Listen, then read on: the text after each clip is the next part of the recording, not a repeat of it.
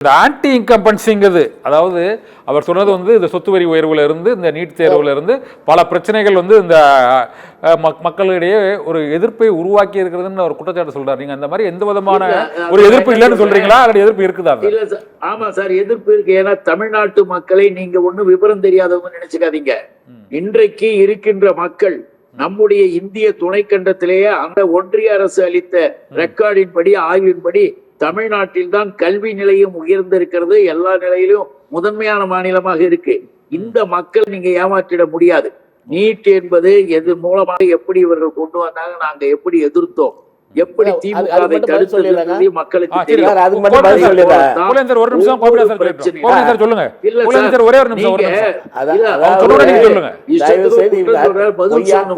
செய்திகளை திரும்ப திரும்ப சொல்லிட்டு இருக்காங்க. என்னன்னா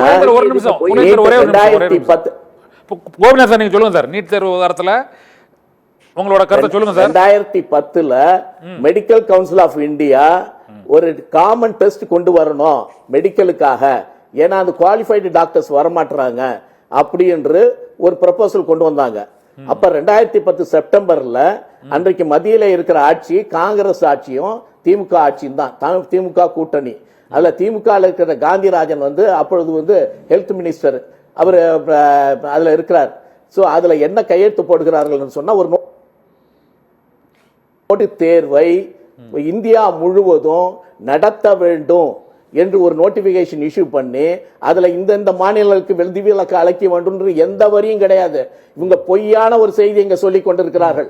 எந்த அந்த நோட்டிபிகேஷன் அதுல it is very clear, it is to be applied throughout India in all states. There is no exception for which அதற்கு இவர்கள் கையெழுத்து விட்டு அதை வந்து அப்ப இருக்கிற குலாம் நபி ஆசாத்தின் கையெழுத்திட்டு அந்த நோட்டிபிகேஷன் இஷ்யூ பண்ணப்படுகிறது. அதன் பிறகுதான் நீட்டே வருது. நீங்க திரும்ப திரும்ப இதை சொல்லிட்டு இருக்கிறது.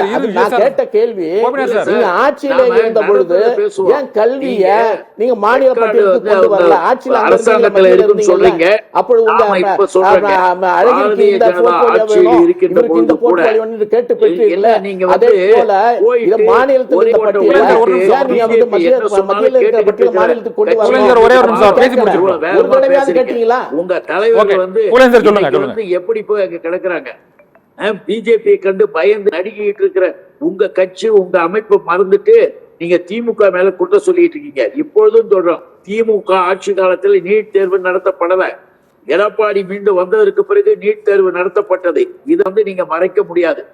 ஆர்கியூமெண்ட் பண்றோம், அது பண்றோம், இது பண்றோம். உங்க நிறைவு கருத்தை நான் எடுத்துக்கிறேன். நீட் தேர்வு தொடர்பாக உங்களோட ஒரு கேள்வி சொல்லணும் சார். உங்களோட ஒரு கேள்வி எங்ககிட்ட கேளுங்க சார். ஒரே ஒரு நிமிஷம் சார். இப்போ அவர்கிட்ட நிறைய பேசுறதுக்கு வாய்ப்பு கொடுத்தீங்கன்னா அவர் பாட்டுக்கு கதையா சொல்லிட்டு இருக்காரு.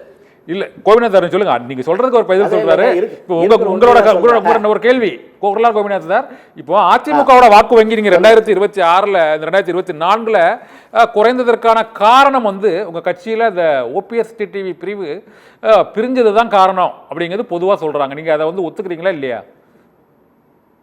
இல்ல, நிச்சயமா கிடையாது. என்னன்னா 2020 இதுல வந்து எங்களோட கூட்டணி யாருமே கிடையாது. நாங்க தனியாக நின்னோம், தேமுதிகவை தவிர.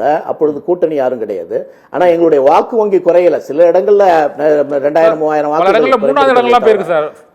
வாக்கு பொதுவாக பார்த்தீங்கன்னா குறையல. ஏன்னா அனைத்து இந்திய அண்ணா திராவிட முன்னேற்ற கழகத்தை நீங்க வரலாறு எடுத்து பார்த்தீங்கன்னா 1980 புரட்சி தலைவர் இருக்கிற பொழுது நீங்க பாராளுமன்ற தேர்தல் நடக்கிறது. அந்த பாராளுமன்ற தேர்தலில் புரட்சி தலைவருடைய கட்சி அனைத்து இந்திய அண்ணா திராவிட முன்னேற்ற கழகம் தோல்வியை தழுவுகிறது.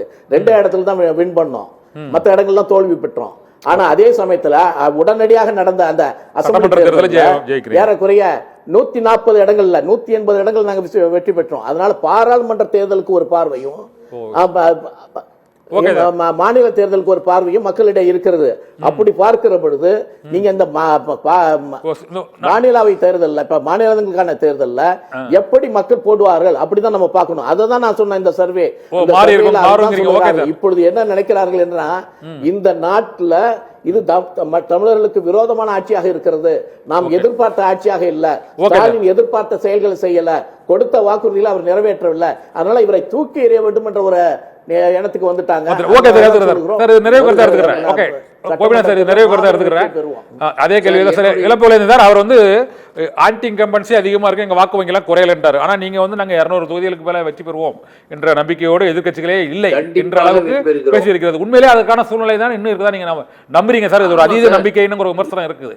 புகழேந்தி சார் நிறைவு கருத்தா சொல்லுங்க. இருக்குது, ஆனா உண்மையில சொல்றேன், அது அதிக நம்பிக்கைன்னு நீங்க சொல்லிட்டு இருக்க வேணாம். உண்மையாக மக்கள் இன்றைக்கு கொடுக்கின்ற ஆதரவை நேரடியாக பார்த்துதான் அதனுடைய நிலைப்பாடு நிலைகளை நாம எடுத்து சொல்றோம். ஆகவேதான் சும்மா டிவியை பார்த்து துப்பாக்கி சூட்டை பார்த்தேன்னு சொன்ன முதலமைச்சராக இருந்த பதவியில் இருந்தவருக்கு தான் வேலை கிடையாது. உண்மையான நடவடிக்கை எடுக்கிற முதலமைச்சருக்கு தான். சார் நேற்று மதுரையில் நடந்து போறாரு, ரோட் ஷோ போகின்ற போது ஆயிரக்கணக்கான மக்கள் முதல்வரை இவருடைய இதுக்கு எடப்பாடி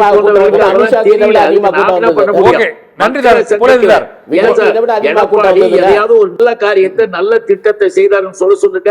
அவருடைய ஆட்சியில என்ன நடந்ததுங்க? பாரதிய ஜனதாவுக்கு அடிமையாக இருந்தது, அவ்வளவுதான். 7.5% திட்டம் அவர் கொண்டு வந்தது, குடிமராமத்து திட்டம் அவர் கொண்டு வந்தது.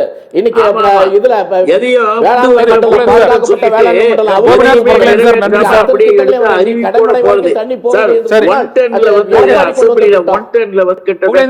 நூறுக்கு மேல படிக்க வேண்டியது படிச்சுட்டு எதையும் நிறைவேற்றுறது இல்ல. அதான் சார் போய் பார்க்கணும். ஓகே புகழேந்தி சார், நன்றி சார். புகழேந்தி சார், கொரலார் கோபிநாத், நன்றி.